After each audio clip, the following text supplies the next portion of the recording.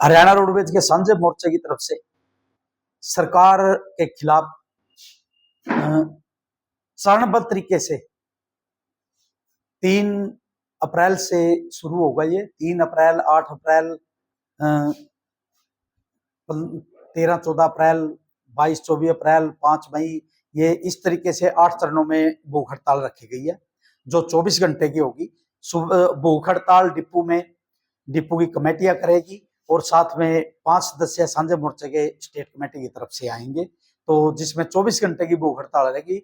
कल दोपहर 12 बजे से लेके परसों दोपहर 12 बजे तक ये 24 घंटे की आक्रोश भूख हड़ताल रहेगी।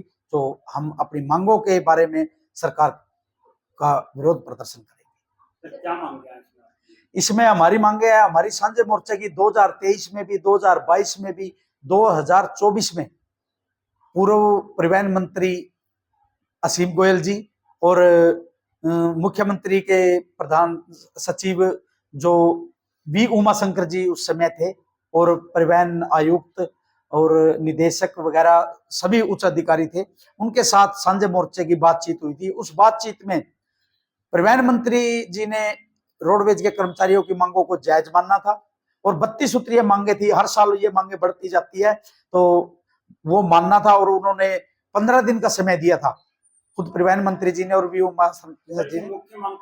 मुख्य मांग थी जो रोडवेज के कर्मचारी है उनको 33 अर्जित अवकाश मिलते थे,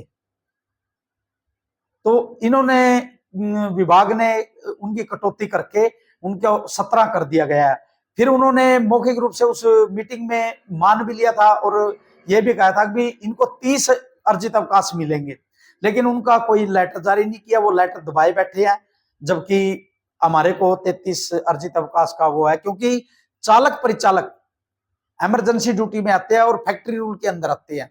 जब चालक परिचालक को कुछ देना होता है तब तो सीएसआर रूल लागू कर देते हैं, और जब उनको उनको सजा देनी होती है तब तो सीएसआर रूल लागू कर देते हैं, और जब उनका काटना होता है तो फैक्ट्री रूल के एक्ट उन पर कार्रवाई नहीं करते, उनको बेनिफिट नहीं देते। तो क्या टाइमिंग रहेगी कल की? भूख हड़ताल, बसें प्रॉपर चलेगी, बसों पे कोई असर नहीं पड़ेगा। हमारे जो मेन पदाधिकारी है, यूनियनों के पदाधिकारी है, वो रोष प्रकट करेंगे। उस रोष प्रकट को करने के बाद हम सरकार को चेताना चाहते हैं, हमें कोई शौक नहीं है भूख हड़ताल करने का या कोई भी धरना प्रदर्शन करने का। सरकार अपने वादा निभाए, अपनी मांगों को मान, रोडवेज के कर्मचारियों की मांगों को माने, तो हम कोई शौक नहीं हमें।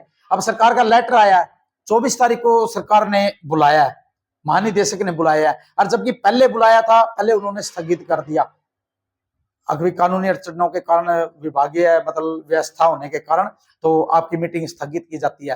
तो कहीं ना कहीं ये सरकार की चाल है और उच्च अधिकारी सरकार को गुमराह कर रहे हैं, क्योंकि जब तक इन उच्च अधिकारियों पर सरकार की पकड़ मजबूत नहीं होगी तब तक रोडवेज का कर्मचारी विरोध करता ही रहेगा, क्योंकि ये आनंद फानन में आदेश जारी कर देते हैं और कर्मचारियों का शोषण करते हैं।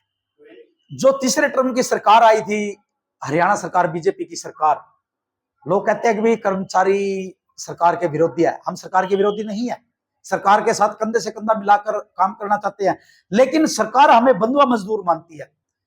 जिस समय परिवहन मंत्री जी, इनको अनिल विज जी को परिवहन मंत्री बनाया गया था, रोडवेज की यूनियन ने खुद स्वागत करने के लिए और धन्यवाद करने के लिए अनिल विज जी के पास गई थी, उनमें मैं भी शामिल था। अनिल जी ने हमारी बात सुनी थी, हमने बैठ के बातचीत की थी अनिल विज जी के साथ, और रोडवेज के कर्मचारियों को, खासकर चालक प्रचालक को, ये हुआ था अब जो हमारा शोषण हो रहा है, अनिल विज जी हमारी सुनेंगे, लेकिन उल्टा उसके विपरीत है।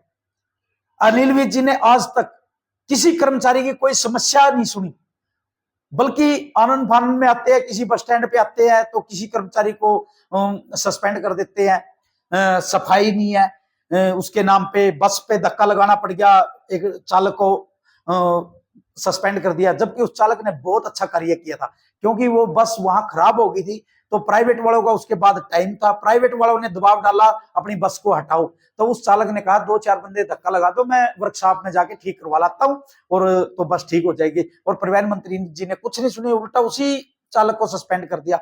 इससे परिवहन मंत्री के खिलाफ निराशा ही कर्मचारियों के मन में आई है, क्योंकि जिस समय कर्मचारियों ने लड्डू बांटे थे, अभी परिवहन मंत्री जी कर्मचारियों की समस्याएं सुनेंगे और अधिकारियों पर नकेल कसेंगे, लेकिन उसके उल्टा विपरीत हो रहा है।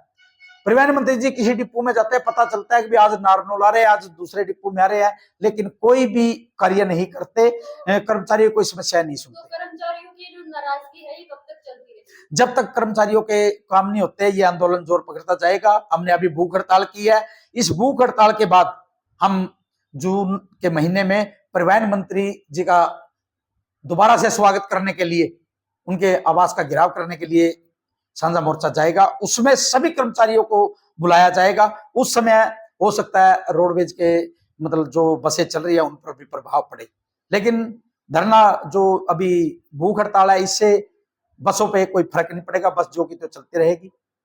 ये गिने चुने 3-3, 4-4 डिपो चुने गए हैं। उन डिपों में ज्यादा से ज्यादा संख्या में कर्मचारी बैठेंगे। 21 कर्मचारी कम से कम बैठेंगे, उससे ज्यादा भी हो सकते हैं। ये पूरे प्रदेश में होगी कल हरियाणा? नहीं, कल पूरे प्रदेश में नहीं है, कुल कल 3-4 डिपो में है, उसके बाद फिर 3-4 डिपो अगले 4 चरणों में है ये।